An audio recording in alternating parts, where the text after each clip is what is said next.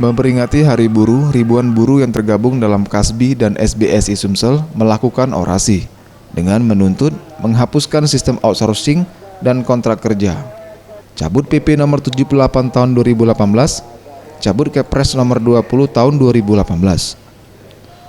Orasi yang tersebar di lampu merah Simpang DPRD Sumsel dan Mempera ini berjalan tertib. Koordinator lapangan Umar mengatakan setidaknya ada 6 tuntutan para buruh di tahun ini. Menurutnya, dengan standar upah di tahun ini masih dirasa kurang layak dan perlu dilakukan perbaikan ke depannya oleh pemerintah. Kenapa?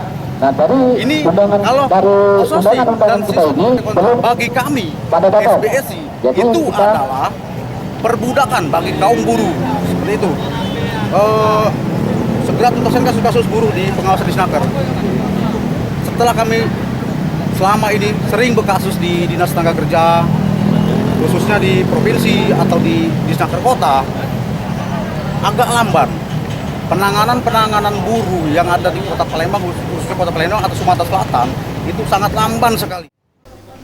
Usai melakukan orasi di sejumlah titik ini, para massa kini akan berkumpul di halaman DPRD Sumsel untuk melakukan orasi bersama.